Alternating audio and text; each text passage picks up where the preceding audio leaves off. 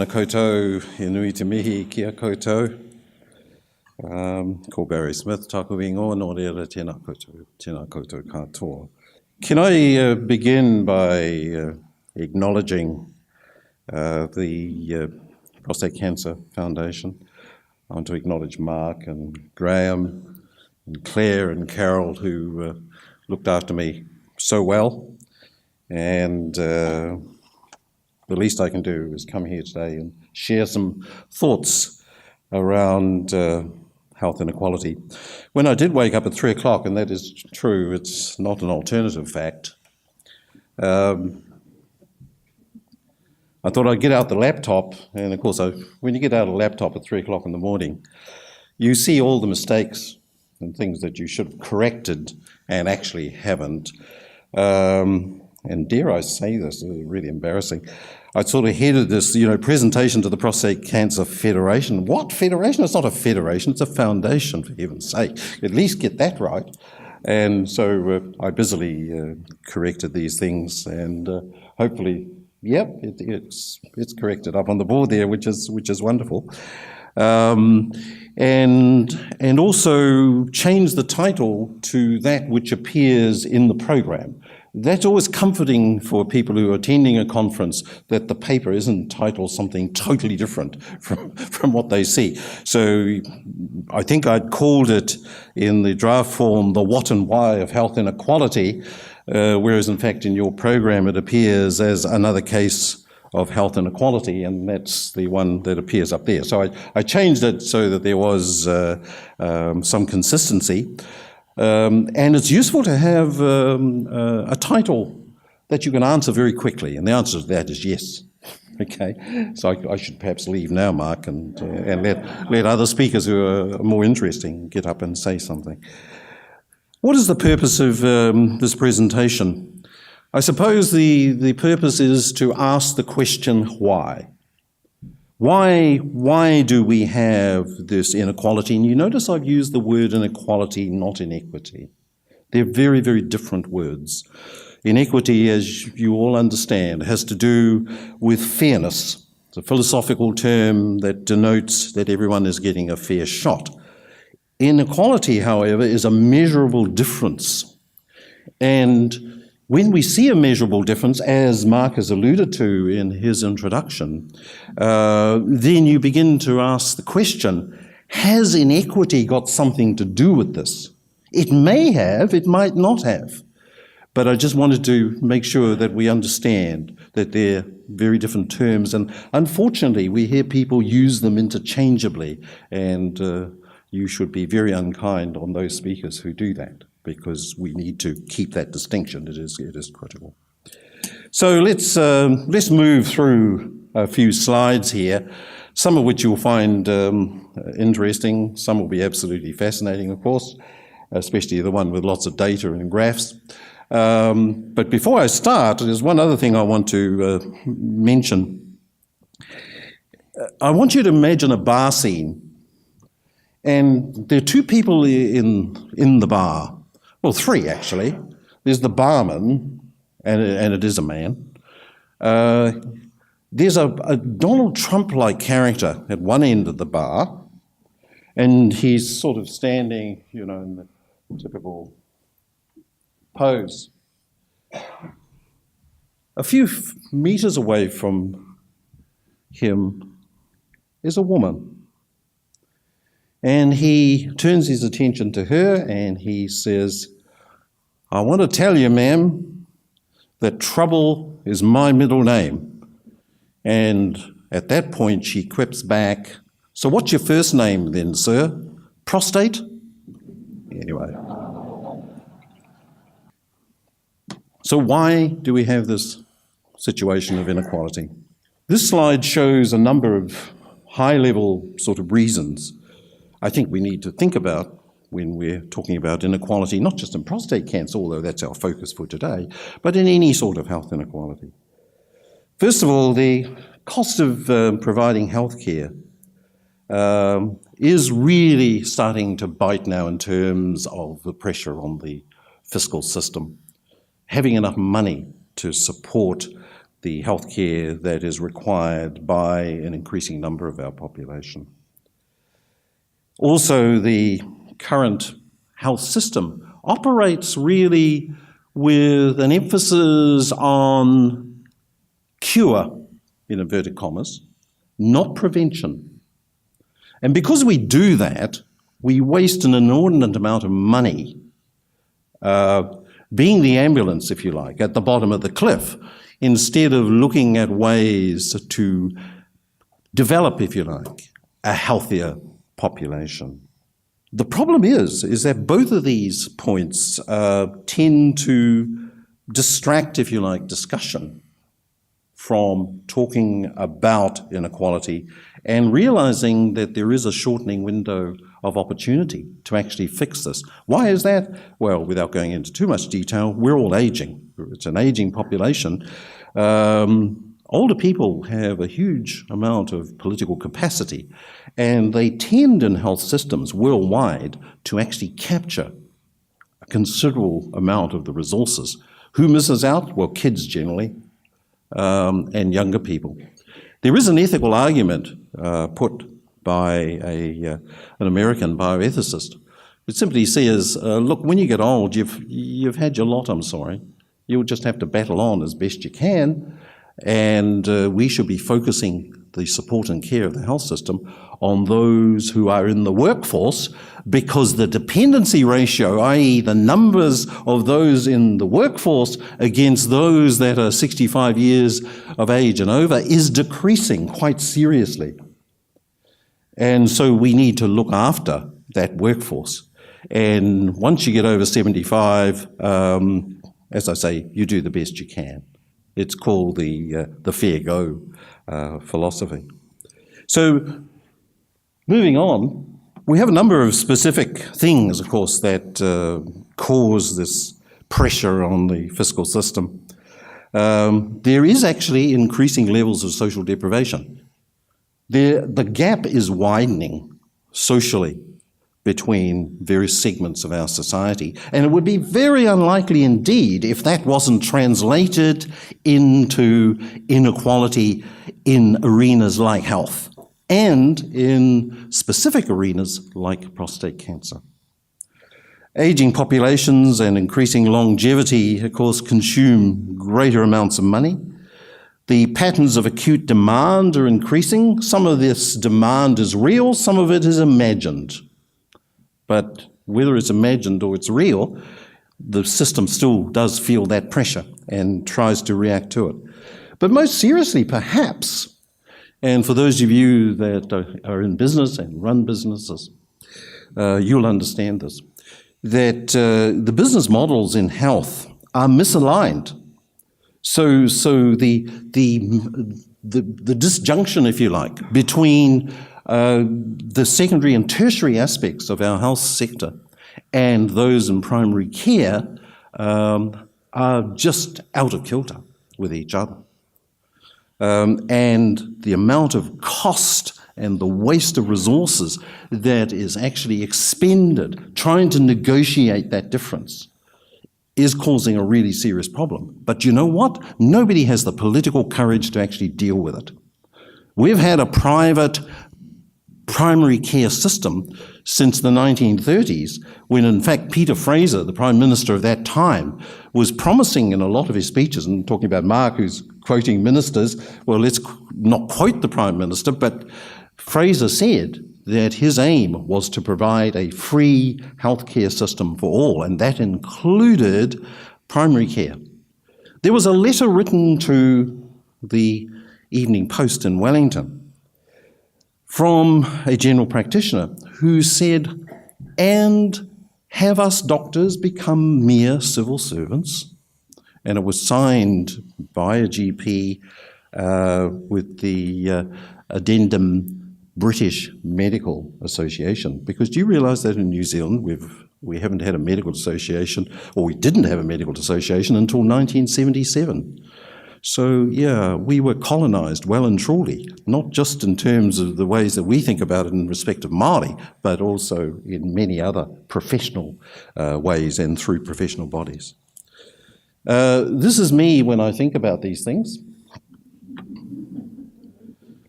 Here's our first graph. Why have I put this graph up? Well, I put this graph up simply to illustrate that inequality has been basically always with us.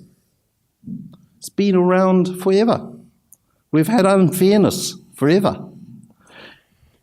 Explaining that, well, it's probably self-explanatory because each line has a label alongside of it. What the graph is about is it's about the probability that you will die from a condition for which there is a known successful intervention. If you look at that graph, you say to yourself, surely this isn't New Zealand, is it? I mean, how come Māori males and Māori females have a much higher mortality rate from conditions for which there is a known successful intervention than non-Māori males and non-Māori females? This is a really serious graph and commentary about the New Zealand health system.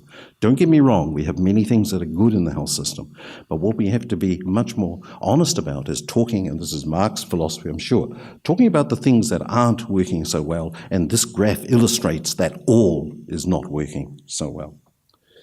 Moving on to the next table. This is what I call a table of life expectancy deficit. You can see in brackets, in the white columns, the difference between non-Māori and Māori males and females in terms of life expectancy. Now, for the statisticians in the audience and for the health analysts, of course, this is life expectancy at birth, okay? But even if you take life expectancy at 60, there is still 5 or 6 years difference between Māori and non-Māori.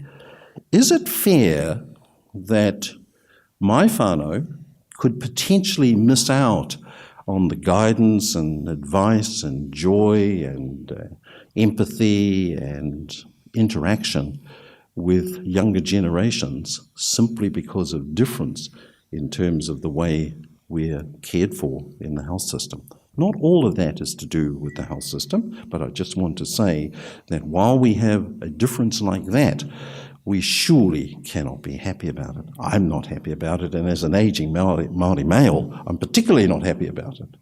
Okay, at the moment I'm standing up and living and breathing and talking to you, and that's a good day, as the person who gave us that wonderful mihi, Kura and Alicia, said this morning. So I'm grateful for those days, but that's a worrying table, isn't it? So let's move on. Here's another worrying table. See, I'm a purveyor. I'm a sociologist, by the way, as well as a statistician. Sociologists have a certain quality which many people find frustrating. One is that they reserve the right never to get to the point. But, and I think I'm probably doing that really well at the moment. But don't worry, a message will become clear, all right? Have faith, please. But here's another graph to cheer you up. This is a graph that shows along the bottom differences in deprivation. So 1 and 2 are the least deprived portions of our community, and when we come along towards the right-hand side, 9 and 10 are the most deprived. Those lines, the blue one, but particularly the red one, is the mortality rate attached, or a measure of the mortality rate, attached to a thing we call 30-day post-anesthesia death. It's a lovely phrase, isn't it? A very warming phrase, that. So what are your odds of dying after you've had an operation is basically what it's saying. And you can see that if you're more deprived in social and economic terms, you are more likely to die within 30 days of your operation. There are many people here at the front line of our services who deal with anesthesia and surgery all the time, some of which will be speaking to us later. But there is always a risk, of course, once you have anesthesia, and many of you with a clinical background will understand this. We accept that, okay? But this is a pattern that is not a sample. This is everyone. included here. So when you look at it in those terms, here's something else that we need to think about, and it's not out of step, is it, with the previous tables and graphs. So what is being shown here? Well, what is being shown, ladies and gentlemen, is a consistency around the presence of inequality. So irrespective of how you want to measure it, it is there, okay, and it's difficult to deny. Sorry, there's a lot of figures on here, and I don't want to dwell on this too long, but if you look down, you'll see various conditions there with differences between death rates for Māori and non-Māori, and you'll see that they are not the same, that Māori are generally higher. Okay, so let's not talk too much about that. I think look at a couple of examples and you can see the illustration. Let's go to some prostate cancer statistics. As I said to Mark earlier, what I was wanting to do in this presentation was really to start, in very general terms, come down, maybe focus a little bit on prostate cancer, but there are others of you who are much more expert in this, and then move up to a more general level again. So sort of right down at the bottom of the dip, if you like, in terms of the arc of the presentation. These statistics will be well known to you. So I don't want to spend too much time. Mark summarised them very well in his introductory address. The only thing I want to point out is don't be concerned about inconsistencies you see in terms of the actual figures, because when you're quoting data, you must also obviously quote the time periods from which they have been taken. So you may come across figures that are a bit different from this, but the important thing really is the message, and that is that prostate cancer is a serious issue for New Zealand men, and we need to do better, and that's Mark's message, but it is a particularly serious issue for Māori men who have much higher death rates than others. What are some of the causes? And I guess this is something I would like you to maybe have a think about and see whether you agree with some of these points or not. Most of them are research-based, some are just hypotheses, if you like. So let's run down the list. There is a finding that when you have less information, you're also likely to have worse health outcomes, because the health system doesn't actually provide for that vacuum as well as it should. Secondly, we're more likely to experience less than optimal access to services. One of the things that's interesting, and some of you may be aware of this, is that in bowel screening programs there has been a proposal to actually have the age of Māori screening 10 years earlier than that for non-Māori screening. The ministry has not agreed with that, and I think their current position, unless somebody in the audience can correct me here, the current position is that there is no benefit that can be established by having an earlier age for screening of Māori. I disagree with that, and do you know why I disagree with it? The first question I ask ministry analysts is, what do you mean by benefit? How are you measuring benefit? Well, it's usually in terms of quality life years and all sorts of other fancy variables of that sort, fancy indicators. But what about if we use bowel screening as a way of introducing Māori to the health system in environments in which the news is likely to be good? Wouldn't that be a novelty? If you had that, Māori would have much more confidence, and I speak as one, would have much more confidence in availing themselves of health services, because currently, when you go along to a health practitioner or a health professional, so often the news is bad. And the comment is likely, why have you left it so long? Why haven't you come earlier? Etc., etc., etc. Well, if you think about it in those terms, can you imagine what it would be like if your interaction with your health professional was to give you bad news? Why on earth would you go? I mean, it seems crazy. I certainly wouldn't. So what I'm saying is that when we're talking about benefit, we have to see benefit in a much broader sense than the way in which the ministry are measuring at the moment. I know it's politics. I know it's got to do with cost. But how about we talk about investment in a healthier future? Jacinda Ardern's very keen on talking about that, and I applaud her for that. But why don't we apply that in the screening programs that we have? It might do a lot of good, and it might bring Māori into a more functional and worthwhile and empowered relationship with health professionals than is the case currently. There is this notion, of course, that when people do present, they do present with comorbidities, other conditions and diseases, and a greater severity of illness. The funny thing is about that pretty graph, you know, the one with the red line going up, they controlled for severity, they controlled for comorbidities, and the difference is still there. Now that is a real worry, because what it suggests, and this is not a judgment on health professionals, but what it does suggest is there are issues with the behaviour exhibited within our health system that is actually discouraging Māori, but more to the point, in ethical terms, harming Māori in the interaction. And of course, we can include Pacific, in the terms of prostate cancer, Pacific men in that equation as well. That is unacceptable. We really cannot have that. And I'll talk about that a little more in a moment, just in passing. So you've probably cast your eye down some of those. I'm not going to talk about them in detail. The grounds for reducing health inequality. We can do this, of course, by empowering Māori and Pacific men to make informed choices and decisions about their prostate health.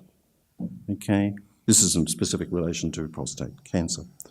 And we can do this by having available, readily accessible information that is up-to-date, robust and reliable. And Mark had referred to the launch of Kupe. And for any of you that haven't had a look at Kupe, please do. I'm very impressed with the work that has been done in respect of the development of this decision support tool. We do need to recognise the value of difference. We do not live in a society where everyone is the same.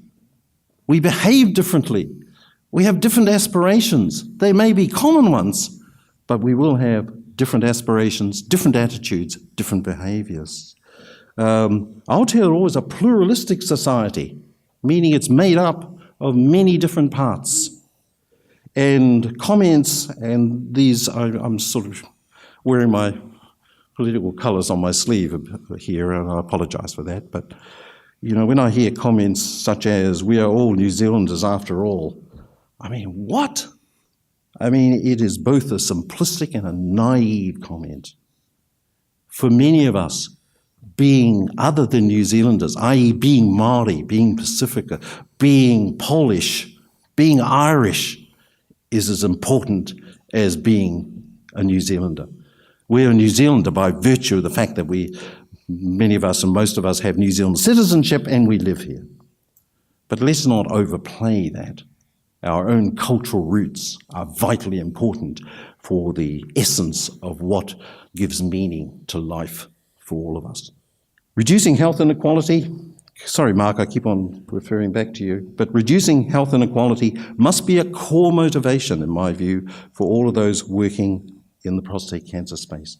Everything we do, we have to ask the question, what does this do to the difference between Māori and non-Māori in terms of outcomes? If it somehow damages that or increases the gap or whatever, then we don't do it. We find some other way of dealing with this. And lastly, I suppose in terms of this slide, is we need to recognise, and the Prostate Foundation certainly does, recognise the power of the collective. Men generally don't live in isolation, although some deserve to, But partners and wider whānau are critical factors in the art of persuasion. And I want to just show you a little cartoon, which this is the art of persuasion in some people's view. And women in the audience will recognize this. I mean, males are total wusses in most cases. Okay, we talk a lot, but when it comes to actual behavior and doing things that are important and making decisions that are important, we're actually missing in action so often, aren't we? That is not a question for men, by the way. That's a comment for women in the audience. The high-level path. We need to engage in honest conversation, clinically, culturally, and ethically. Okay? I think it is really important that we are honest. New Zealanders are dishonest about inequality. We really are. Once we come to things that don't sit well with our perception of what we're like, hey, this is a natural thing, we avoid it. We talk about the rugby or, the Highlanders getting beaten in South Africa last night or whatever, okay? We go to some other topic of conversation. We can't afford to do that because while we do that, things are often getting worse. In terms of evidence, again, I think the Foundation, a good example of this. They take evidence from everywhere in the world, but in terms of actually action, then a local version, if you like, is developed. And I want to say, just in passing, how impressed I was with the number of you that turned up for yesterday's training and the support groups. I think that's outstanding, and I applaud you. I have no cold-faced experience or actual contact or interaction at all, in any shape or form. I sit on the sideline and I comment. Maybe I shouldn't have said that, but that's what an analyst does. The analyst sits back and looks on and casts not judgment, but can I use the word assessment on what is happening. We need to argue for more appropriate models of resource allocation. We need to work towards ideological integration and make sure that we have agreed goals. And most importantly, and this is a sensitive bit, we need to be intolerant of paternalism and covert racism. Absolutely, in all shapes, all forms. And if you stand by and you don't comment, then you are part of the problem. We cannot afford to allow this to happen. It happens in the health sector over and over again every day, and it shouldn't. That's not to say that wonderful work isn't carried out by health professionals also on a daily basis. Ladies and gentlemen, I'll leave it there.